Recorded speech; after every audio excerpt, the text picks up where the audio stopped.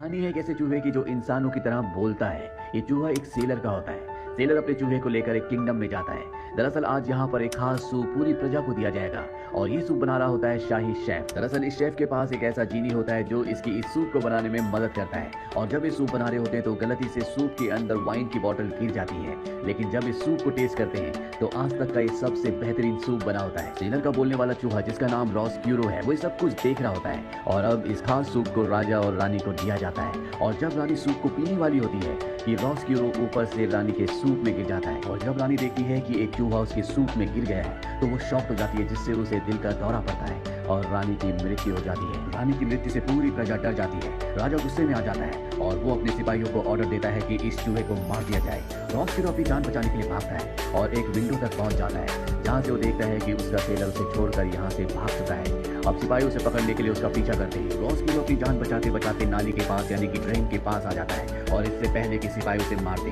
वो उस ड्रेन के अंदर गिर जाता है, जहाँ पर उसे एक दूसरा चूहा दिखता है जो कि बूढ़ा होता है। दरअसल यहाँ पर जितने भी चूहे हैं, ये बूढ़ा उन सब का लीडर है। वो रॉस्क्यूरो को अपने साथ ले जाता है। राजा रानी की मौत से बहुत ज्यादा दुखी होता है, इसीलिए सूप से रिलेटेड जितनी भी चीजें होती है वो उन सब को बैन कर देता है। दरअसल यहाँ पर एक रॉयल सूप डे होता है जो कि बहुत फेमस है और अब वो सूप डे नहीं होगा और शाही शेफ अब सूप नहीं बना सकता। इसीलिए शेफ का जो जीनी होता है वो अपीयर होना यानी कि उसके सामने आना बंद हो जाता है, जिस वजह से इस पूरे किंगडम में अकाल पड़ जाता है। यहाँ न धूप निकलती है न बारिश होती है, जिस वजह से राजकुमारी भी बहुत उदास हो जाती है। साथ ही इस किंगडम में चूहों को भी इलीगल घोषित कर दिया जाता है। वहीं चूहों की दुनिया में यानी कि जमीन के नीचे दिखाया जाता है कि वहाँ पर एक नए चूहे ने जन्म लिया है, लेकिन ये चूहा बाकी चूहों से बिल्कुल अलग होता है क्योंकि इसके कान खरगोश की तरह बड़े बड़े होते हैं। इसीलिए इस चूहे का नाम रखा जाता है डेस्प्रो। धीरे धीरे वक्त बीतता और डेस्प्रो बड़ा होना शुरू हो जाता है। जिस तरह से डेस्प्रो के कान बड़े हैं उसी तरह वो सुनता भी है, यानी कि वो दूसरे चूहों से ज्यादा तेज सुन सकता है। साथ ही वो किसी भी चीज से डरता नहीं है, वो खतरों का सामना करना चाहता है। ये एक तरह से खतरों का खिलाड़ी है। इस बात से उसके माँ बाप, उसके टीचर सब परेशान होते हैं क्योंकि वो चूहों की तरह बिहेव नहीं करता।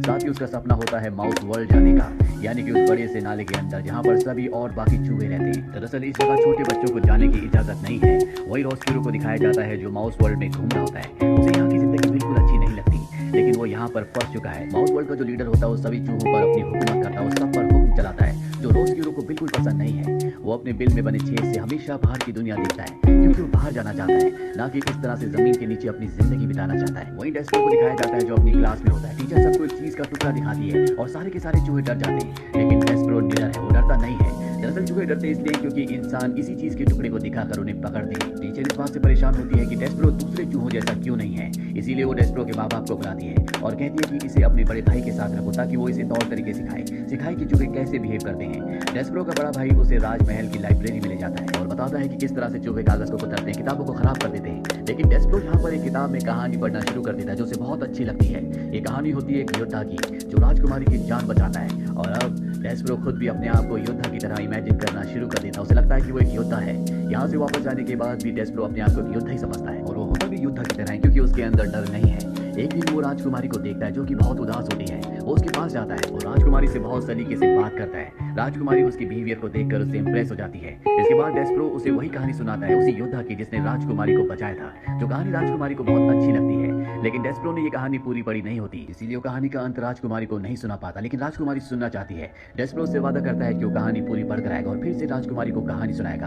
अब डेस्प्रो के माँ बाप को पता चल जाता है कि उसने इंसानों से बात की, जो चूहों की दुनिया में एक जुर्म है। वहीं डेस्प्रो को दिखाया जाता है जो कहानी को पूरा पढ़ने के लिए एक बार फिर से लाइब्रेरी में जाता है, लेकिन तभी यहाँ पर काउंसिल के मेंबर्स आ जाते हैं और वो उसे पकड़कर काउंसिल में ले जाते हैं। यहाँ पर उसके ऊपर इल्जाम होता है कि उसने इंसानों से बात की, उसने कई रूल्स को तोड़ा, इसीलिए उसे माउस वर्ल्ड से निकाला जाता है। उसे जमीन की गहराइयों में भेज दिया जाता है जहाँ पर पूरी तरह से अंधेरा होता है। लेकिन डेस्प्रो खुद को एक योद्धा समझता है, इसीलिए वो बिना डरे हुए अंधेरे रास्तों से होता हुआ एक जेल तक पहुंच जाता है जहाँ पर बहुत सारे चूहे जेलर को परेशान कर रहे होते हैं। सारे चूहे तो भाग जाते हैं लेकिन डेस्प्रो को जेलर पकड़ लेता है। डेस्प्रो उसे वो कहानी सुनाना शुरू कर देता है जो उसने प्रिंसेस को सुनाई थी, लेकिन जेलर को कहानी पसंद नहीं आती। वो उसे वहीं पर अकेला फेंक कर निकल जाता है। तभी बाकी चूहे आते हैं और वो डेस्प्रो को उठाकर अपने उसी बूढ़े लीडर के पास ले जाते हैं जिस लीडर को आज से कई साल पहले रॉस्क्यूरो मिला था। ये लीडर बहुत जालिम होता है जो रॉस्क्यूरो को अपने जैसा जंगली बनाना चाहता है, लेकिन आज तक रॉस्क्यूरो उसकी तरह नहीं बना। अभी डेस्प्रो को एक अरीना में छोड़ देते हैं और उसके ऊपर एक बिल्ली को चेन से बंधी होती है और लीडर धीरे धीरे चेन को ढीला कर रहा होता है और इससे पहले कि बिल्ली डेस्प्रो को खाती रॉस हीरो लीडर को मना करता है। वो कहता है कि इसे बिल्ली को मत दो, इसे मैं खाना चाहता हूँ। सुनकर लीडर खुश हो जाता है क्योंकि अब फाइनली रॉस हीरो उन्हीं की तरह जंगली बनने को तैयार है। डेस्प्रो को रॉस हीरो के हवाले कर दिया जाता है। रॉस हीरो डेस्प्रो को अपने घर लेकर आता है जहाँ पर ये दोनों बहुत बातें करते हैं और इन दोनों की दोस्ती हो जाती है। वही महल में राजकुमारी को दिखाया जाता है जो हमेशा उदास रहती है। यहाँ पर उसकी एक नई मेड आई होती है जिसका खुद का भी राजकुमारी बनने का सपना होता है, इसीलिए वो राजकुमारी की बहुत सारी चीजें चुरा लेती है और खुद को राजकुमारी जैसा फील करती है। इसका नाम मिक होता है और जब मिक ऐसा कर रही होती है तभी वहाँ पर जो सीनियर मेड होती है वो उसे ऐसा करते हुए देख लेती है, जिस वजह से वो उसका काम बदल देती है और कहती है कि तुम्हें अब जेल में सेल्स में खाना पहुंचाना होगा। मिक जब खाना लेकर जेल में जाती है तो वहाँ का जेलर उससे बदतमीजी से बात करता है, वो उसके खाने को फेंक देता है। ये देखने के बाद मिक कहती है कि मुझे ऐसी वैसी मेड मत समझो, मैं सिर्फ राजकुमारी के लिए काम करती हूँ। राजकुमारी का नाम सुनते ही जेलर और भी गुस्सा हो जाता है। वो कहता है कि मुझे ये नाम दोबारा नहीं सुनना। दरअसल उसकी खुद की एक बेटी है जिसे वो राजकुमारी ही समझता है, पर पैसों की कमी की वजह से उसे अपनी बेटी को किसी और को पालने के लिए देना पड़ा, इसीलिए वो हमेशा उदास रहता है। ये सारी बातें यहाँ पर रॉस हीरो भी सुन रहा होता है और वो डेस्प्रो को बताता है कि ये सब मेरी वजह से हुआ है, मेरी वजह से रानी की जान गई थी, जिसके बाद पूरे किंगडम में अकाल पड़ गया, हर तरफ उदासी है और एक यही कारण है कि राजकुमारी हमेशा उदास रहती है। रॉस हीरो फैसला करता है कि वो राजकुमारी से माफी मांगेगा, इसीलिए वो छुपता हुआ राजकुमारी तक पहुंच जाता है। राजकुमारी जब उसे देखती है तो पहचान लेती है कि इसी की वजह से उसकी मॉम की यानी कि रानी की जान गई थी। वो चिल्लाना शुरू कर देती है। रॉस हीरो उसे समझाने की बहुत कोशिश करता है लेकिन राजकुमारी उसकी एक बात नहीं सुनती और यहाँ पर अब सिपाही आ जाते हैं जो रॉस हीरो का पीछा करते हैं। हालांकि रॉस हीरो अपनी जान तो बचा लेता है लेकिन अब उसे भी राजकुमारी से नफरत हो चुकी है। उसे लगता है कि राजकुमारी ने उसकी इंसल्ट की है, इसीलिए वो उससे बदला लेना चाहता है। वो मिक के पास जाता है, उसी मेड के पास जो खुद को राजकुमारी की तरह समझती है। रॉस हीरो उसके कानों में जहर उगलना शुरू कर देता है। वो कहता है कि अगर राजकुमारी को हम बंदी बना दें तो तुम उसकी जगह ले सकती हो। मिक उसकी बातों में आ जाती है और वो राजकुमारी को नीचे जेल के तहखाने में ले जाती है, लेकिन रॉस हीरो मिक को भी धोखा देता है और दोनों को सेल के अंदर बंद कर देता है। जब ये बात डेस्प्रो को पता चलती है तो राजकुमारी के पास जाती है। राजकुमारी उसे अपने गले का लॉकेट देती है और कहती है कि ये मेरे पिता को दे देना। डेस्प्रो अपनी जान पर खेलकर सारे ट्रैप से बचता हुआ वो लॉकेट लेकर राजा के पास निकल पड़ता है, लेकिन वो लॉकेट उससे गिर जाता है और जब वो राजा के पास पहुंचता है तो वो उसे बताने की कोशिश करता है कि उसकी बेटी की जान खतरे में है, लेकिन राजा आज भी शोक में डूबा हुआ है, वो उसकी बात सुन ही नहीं पाता। और अब डेस्प्रो को सिर्फ एक ही रास्ता दिखता है और वो रास्ता होता है उसका परिवार। वो अपने परिवार के पास जाता है लेकिन जैसे उसका परिवार उसे देखता है सब के सब डर जाते हैं, उन्हें लगता है कि वो कोई घोस्ट है। दरअसल डेस्प्रो को जिन अंधेरे नालों में फेंक दिया गया था वहां से कोई भी बचकर नहीं आता।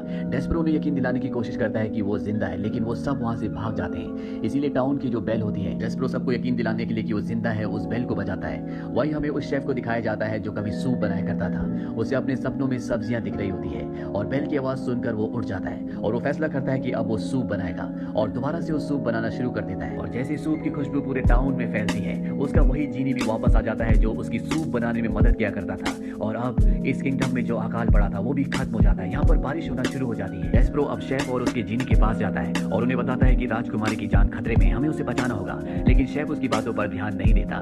लेकिन जीनी उसके साथ यहाँ से राजकुमारी को बचाने के लिए निकल पड़ता है। वही राजकुमारी को दिखाया जाता है जो जंगली चूहों के बीच में है जिन्होंने उसे बंदी बना रखा है। दरअसल अब वो चूहों के लीडर के कब्जे में जो कि बहुत ही जालिम है और वो रॉस हीरो से आज बहुत खुश होता है। वो सबको बताता है कि रॉस हीरो हमारे लिए एक राजकुमारी को लेकर आया है और अब ये सब के सब चूहे राजकुमारी को खाने वाले हैं। यहाँ पर डेस्प्रो और जीनी भी पहुंच जाते हैं, लेकिन जब इस सीढ़ियों से ऊपर जा रहे होते हैं तो दोनों के दोनों गिर जाते हैं, जिस वजह से जीनी टूट कर बिखर जाता है। वो डेस्प्रो को कहता है कि तुम जाओ और राजकुमारी को बचाओ।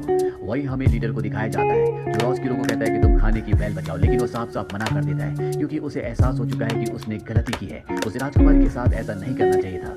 इसीलिए लीडर खुद ही बेल बजा देता है और अब सब के सब चूहे राजकुमारी को खाने के लिए उसकी तरफ बढ़ते हैं। लेकिन यहाँ पर डेस्प्रो भी पहुंच जाता है और वो यहाँ पर जो कैट होती है उसे आजाद कर देता है। कैट सभी चूहों के ऊपर हमला कर देती है जिससे वो सब अपनी जान बचाकर यहाँ से भागते हैं। रॉस हीरो बिल्कुल एक योद्धा की तरह यहाँ पर राजकुमारी के लिए दूसरे चूहों से लड़ रहा होता है, लेकिन उसे लीडर पकड़ लेता है। ठीक उसी वक्त बाहर टाउन में कई सालों के बाद धूप आती है और धूप की एक रोशनी उस हीरे के लॉकेट पर पड़ती है जो राजकुमारी ने डेस्प्रो को दिया था ताकि वो उसके फादर को दे सके। और हीरे से लाइट रिफ्लेक्ट करके यहाँ जमीन के नीचे माउस वर्ल्ड में भी आ जाती है, जिस वजह से यहाँ चारों तरफ रोशनी हो जाती है। अभी डेस्प्रो वहाँ पर एक मैग्नीफाइंग ग्लास को देखता है जिसकी रोशनी वो सीधा उस लीडर की आंखों पर डालता है। लीडर नीचे अरीना में गिर जाता है जहाँ पर कैट है और कैट से बचने के लिए वो उसी के सेल के अंदर चला जाता है। कैट भी उसके पीछे जाती है और तभी राजकुमारी बाहर से इस गेट को बंद कर देती है और इस तरह से कैट लीडर का अंत कर देती है। इसके बाद दिखाया जाता है कि राजकुमारी ने रॉस हीरो को अब माफ कर दिया है। हालांकि उसकी वजह से उसकी मॉम की जान गई थी, लेकिन वो समझ चुकी है कि वो सिर्फ एक हादसा था। वही हमें राजकुमारी की मेड को दिखाया जाता है जो अब भी सेल के अंदर होती है। जेलर जब सेल के अंदर जाता है तो वो उसकी गर्दन पर एक निशान देखता है और पहचान जाता है कि ये उसी की बेटी है जिसे उसने कई सालों पहले पैसों की कमी से किसी और को पालने के लिए दिया था। वो अपनी बेटी को पाकर बहुत खुश होता है। मिक को भी उसके पिता वापस मिल गए हैं। मिक राजकुमारी से अपनी गलती की माफी मांगती है और अपने पिता के साथ उनके फार्म में रहने के लिए चली जाती है। राजा को भी अपनी गलती का एहसास होता है और वो सूप डे, जिसे रॉयल सूप डे के नाम से जाना जाता है, जो पूरी दुनिया में मशहूर था, एक बार फिर से शुरू हो जाता है। डेस्परो अब राजकुमारी का एक अच्छा दोस्त है। वही रॉस्किरो को दिखाया जाता है जो पहले की तरह एक बार फिर से समंदर की सैर करता हुआ दुनिया के आखिरी छोर तक जाने के लिए निकल पड़ता है और इसी